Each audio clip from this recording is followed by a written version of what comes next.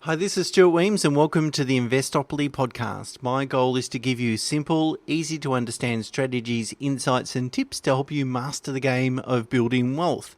And in this episode, I'd like to talk about how active fund managers or active share investors fared last year through the volatility. There's two types of funds management, active and let's call rules-based or passive management, which I've spoken about before, certainly a lot in my book, but even on this podcast as well. Active fund managers typically use their skill and experience to pick which stocks to invest in, whereas the alternative to active is just to invest in index funds that invest in a broad index. One criticism of index funds is they just blindly invest in a broad index, and that might not always make a lot of sense because index funds sort of ride through the highs and lows. And of course, if we think about last year, there was a lot of volatility and arguably potentially a lot more capacity for active fund managers to outperform. And I wanted to go back and see did they, and really uncover that sort of performance. So if we think back through last calendar year 2020, between the start of the year 1 January and about mid-March when sort of the COVID thing broke out, the international share index fell by about 20% until about mid-March. And then from mid-March to the end of the year, rebounded by about 40%. And for that whole calendar year, the return was about 11%. So that takes into that's hedged, so it excludes currency fluctuations. So down 20, up 40, year to year, up 11%.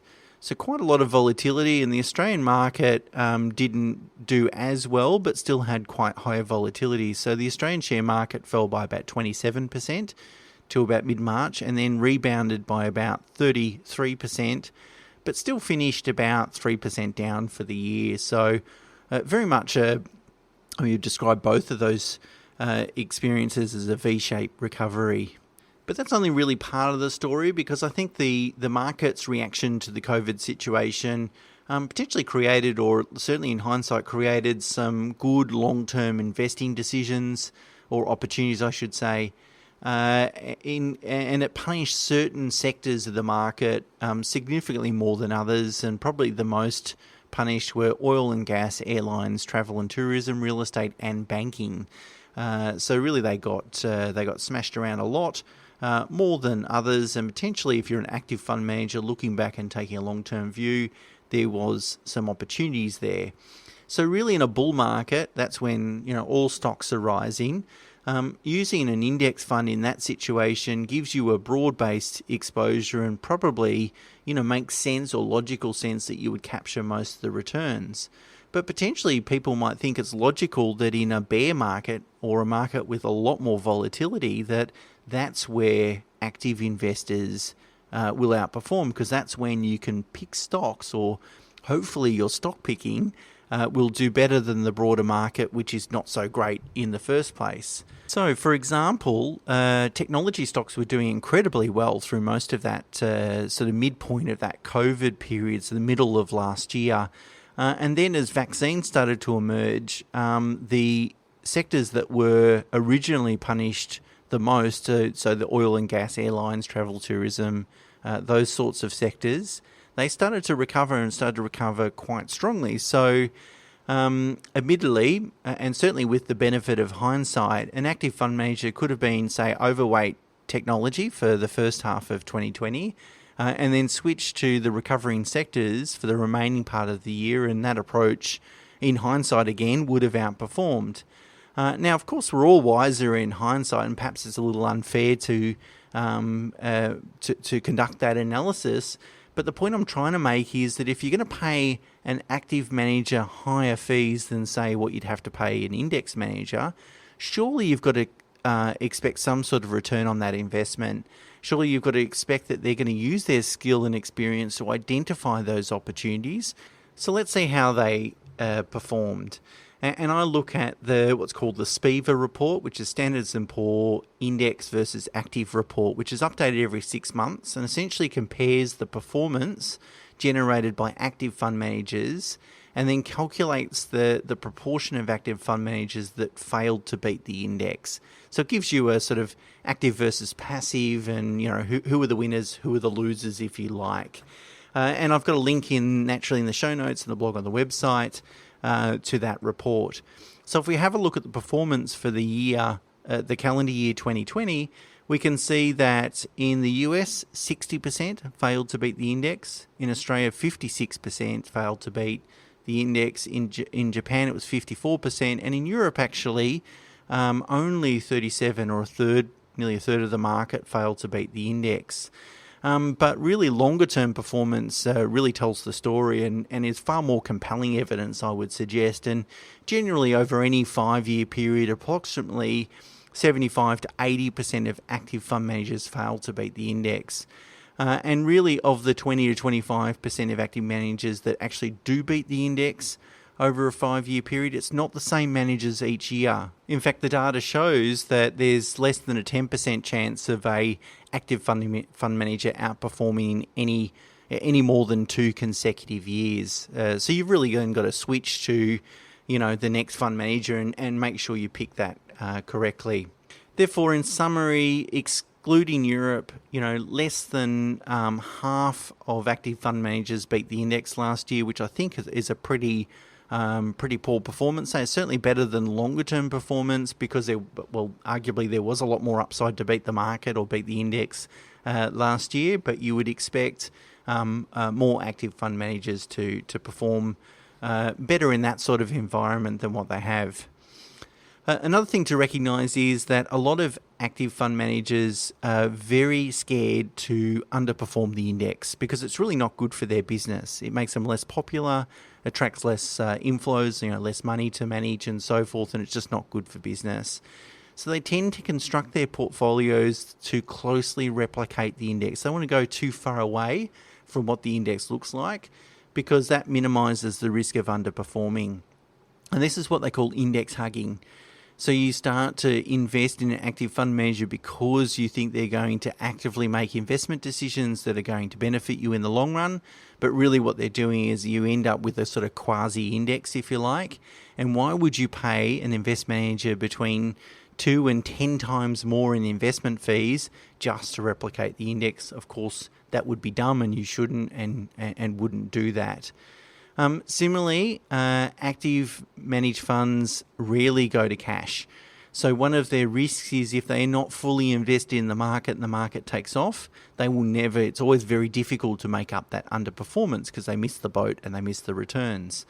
But really, if you're going to employ high conviction active manager and they really have a strong investment case to reduce investment exposure or even go fully to cash, you want them to be able to do that. But the reality is that commercial imperatives and tensions means that they tend to want to stay fully invested. So the upside is that really in a year that provided lots of investment opportunities, and ones by the way that still rules-based index investing still allowed us to capture because we were able to use value fund managers, for example, that are going to skew to those sectors that look better valued than the sectors that didn't. So again, oil and gas was a big one that screamed out. We made certainly some investments in the energy sector to benefit from the rebound. But banks was another one. So a lot of our value-based index methodologies, particularly here in Australia, we're heavily invested into banks, so heavy exposure into banks. And that served us really well through the recovery. So you don't need active fund management necessary to sort of pick those market trends or benefit from them. But certainly, as we can see, given less than half of active fund managers beat the market last year, we know that active funds management doesn't really provide that benefit. Instead of referring it to as active versus passive, I like to call it rules-based investing, because rules-based investing includes traditional index funds, but also factor-based investing and all the sorts of things that I talk about. It differs from active investing because a rules-based fund doesn't have to pay an expensive portfolio manager to make a lot of subjective decisions. Instead, they use rules-based sort of quantitative methodologies that are typically rooted in sound academia research in order to make our investment decisions for us. So there's a few advantages to rules-based investing, of which I've spoken about, as I said, a bit in this podcast previously. But just to summarise and to reiterate some of those benefits, the first one is obviously better longer-term returns. And I've talked a little bit about that and used last year as an example of a year that was a bit of a gift, if you like, to active fund managers, but they've failed to sort of capture that. And it eliminates the risk of trying to pick the right active fund manager, by the way. So, of course, there's always exceptions that prove the rule. There will be active fund managers that beat the index, but you don't, using a rules-based approach, you don't have to pick them. You don't have to take that risk to pick which managers are going to outperform and then when to dump those managers because they will eventually underperform. Secondly, much lower fees. Active fund managers tend to charge between 1 and 1.5% per annum, whereas index funds range typically between 0.2 and 0.4%, but some even much lower than that. And lower fees mean lower risk because you don't have to outperform to cover your fees by as a greater margin. Lower taxes. Typically, index funds tend to be more tax efficient because the fund turnover is a lot lower, and so therefore the income versus capital gain is different. So less realised gains means less tax along the way, or at least you pay each year and you get to reinvest your capital gain tax-free until you obviously sell the investment. So lower turnover, lower tax.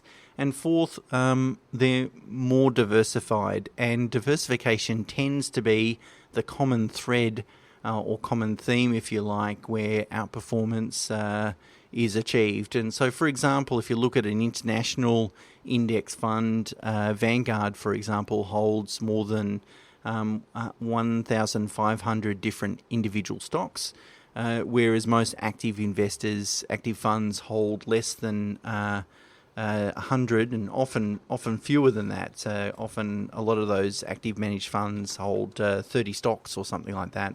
So they have more concentration risk. So what can we learn from this analysis and this experience last year? Well, firstly, there's a huge body of evidence and a growing body of evidence that demonstrates adopting a rules-based approach to investing in the share market is likely to generate better returns net of fees and taxes. That's not to say, of course, that every active manager will fail to beat the index every year. Of course, there's going to be outliers. Of course, there's going to be better performers. But if you want to adopt a investment methodology that has the highest probability of generating more than adequate returns, a rules-based investing strategy is the way to go. Secondly, 2020 has proved yet again that investing in the share market, you must be prepared for volatility. So typically there's going to be one really major volatility event every decade or so, and then there's going to be smaller volatility events every 2 to 3 years. The best thing to do when they occur is to close your eyes and ears and focus on long-term outcomes. Remain invested, enjoy the upside, and realise that volatility is just natural in markets. And if you're not able to do that, well, maybe share investing just isn't for you. I hope that's been a useful exercise. As I said, we've got more data and links on the blog on the website and, of course, in the show notes. I remind everyone, if you enjoy the podcast, please do leave a rating. It's the way it achieves a higher ranking on Apple and other platforms. And until next week, bye for now.